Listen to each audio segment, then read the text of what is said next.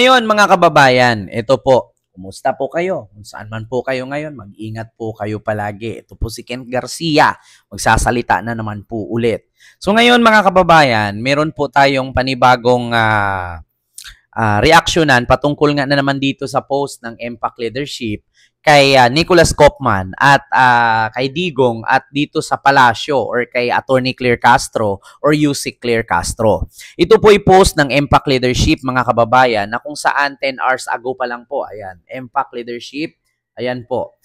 Actually, sabi dito mga kababayan, Malacanang on Duterte's ICC interim release request.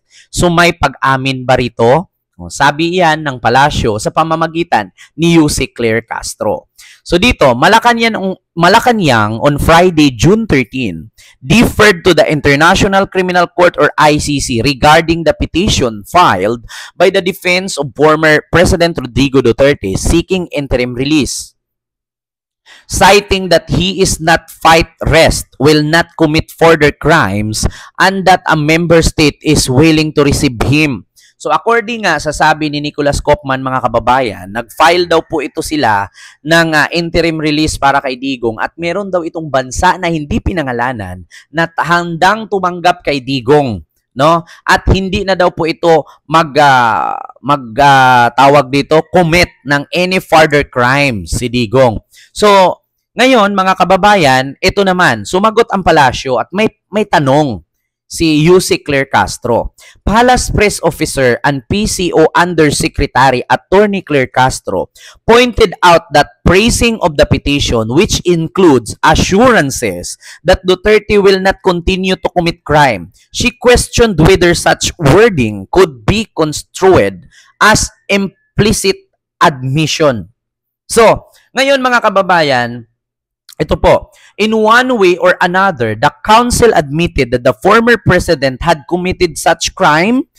Just a question. Because they will includes in their motion or petition, Mr. Duterte will not continue to commit crimes, Castro said during the Malacanang press briefing. Castro added that if this is the legal term or team's strategy, it would be up to the ICC judge to determine its merit. Sana lang po ay mapapaniwala nila yung mga ICC judge, sabi ni UC Claire. At huwag nilang masabi later na ang kanilang mga pinangako dahil may pangako sila sa kanilang petisyon ay masabing nagbibiro lang sila katulad ng nangyari sa pangako na jet ski. 'Di ba? Yung mag-iikot daw si Digong, mag-jet ski papunta sa West Philippine Sea, ni Alino, ni Kaluluwa, ni bulok niyang bagang, walang sumakay ng jet ski at umikot. She said in reference to Duterte's past remark on asserting Philippine sovereignty in the West Philippine Sea. Asked if the palace would respect the ICC decision, should it grant interim release, Castro did not give a direct answer but reiterated that the matter of the ICC to decide. So ito po ang sabi ni Nicholas Kopman at ni Attorney Claire Castro. So nakalagay dito mga kababayan, Mr. Duterte will not continue to commit crimes. Kaya nga po ito ay nag-file ng o humiling sa ICC na pansamantalang kalayaan sa isang bansa na handa daw tumanggap kay Digong pero hindi naman pinangalanan. At take note mga kababayan, ang bansa lang po na pwedeng tumanggap kay Digong, ayun po yung bansa na miyembro ng ICC. Kapag ang bansa ay hindi miyembro ng ICC, malamang sa malamang ay hindi po papayagan ng ICC. At kanina nga lang po, sa aking vlog, sinabi po ni Trillanes, nagtatrabaho lang naman po yung abogado ni Digong na 150 million a month. So kailangan niya paasahin itong mga supporter ni Digong na bobo, tanga-tanga, uto-uto, inutil, lampas lupa, pangit at mga mahihirap na DDS na maniwala kasi nagtatrabaho lang naman. 'Di ba? Kung hindi galingan ni Kaufman, hindi niya gawing professional yung trabaho niya, matanggal siya. Sayang naman yung 150 million. So sabi naman dito ni Attorney Claire, sabi ni Kaufman that Mr. Duterte will not continue to commit crimes. So ang sagot naman ni Attorney Claire Castro, they will include that their motion or petition, Mr. Duterte will not continue to commit crime. So, may pag-amin ba rito? So, sa madaling salita, mga kababayan, ang may kakasabihan nga tayo na ang isda, sa bunganga nahuhuli, hindi sa buntot. 'Di ba? Hindi naman talagang isda nahuli sa sa buntot, sa bunganga naman talaga.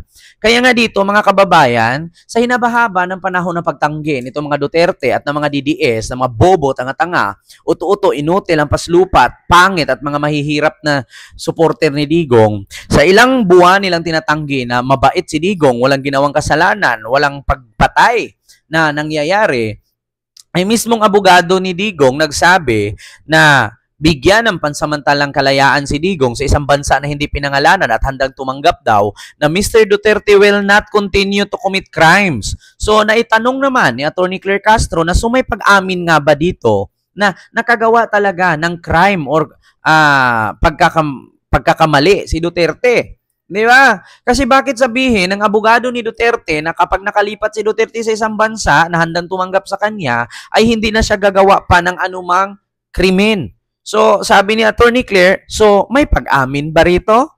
Oh, so basahin natin, mga kababayan, itong komento ng MPAC leadership dito sa kanilang post. So, basahin natin. Umabot na sa punto na mismong abogado ni Duterte, sabi ni Wim Obus Wims. Ayan, ito ha. Comment niya.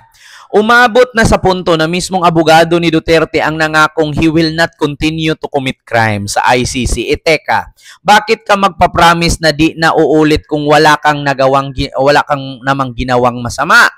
That kind of assurance only makes sense kung may nagawang mali sa totoo lang, parang kusa na rin nilang inamin na may dapat panagutan.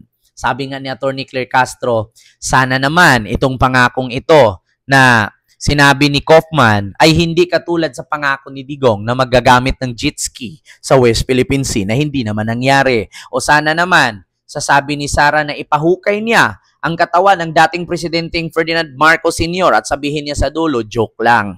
Kasi mahilig pa naman itong mga Duterte sa twisting. Sabi nga ni Franz Castro or Congresswoman Franz Castro, mahilig daw itong mga Duterte sa twisting. Ngayon sasabihin nilang ganito, pagkabukas babalik ta rin nila at sabihin joke.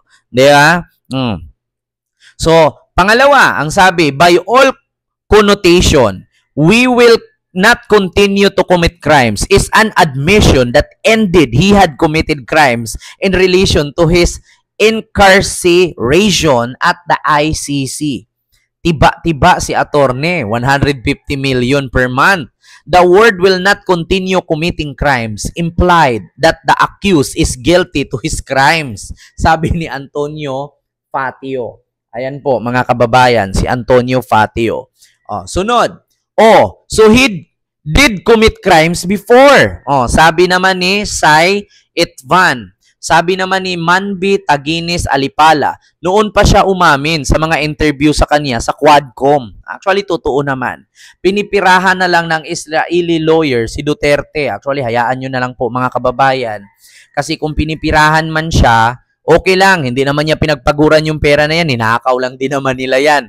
Mula sa kickback sa Pogo, mula sa pagnanakaw nila sa Parmali, at mga pera sa sindikato galing sa droga, sabi ni Senador Trillanes. So, wag na tayong manghinayang. Diba? Sabi ni Marilu, pagkalinawan, talo na agad, huli na, umami na. Sabi ni Maluries, kapag pinagbigyan, tanga iyang ICC na iyan. Bayaan nilang makulong at kapag pinauwi nila, magtatago na iyan at di na sa ilalim ng lupa. Kaya nagpunta ng China sa asylum, kaya lang madaling nahuli, tulisan iyan, di kayo dapat magtiwala. Sabi ni Chris Constantino. Diba? At many more pa, mga kababayan. Pag DDS talaga, inherit yan. Kasi si Kaufman na matalino raw, naging 80-80. Sabi ni Mary Chris. Ito, naging 80-80 daw. Puntahan nyo na lang po ito, mga kababayan, sa MPAC Leadership. Mababasa nyo naman po ang kanilang mga comment. So, kayo na lang pong magbasa. Hindi ko na maubos. Marami ito. 1,000 plus comment ito eh.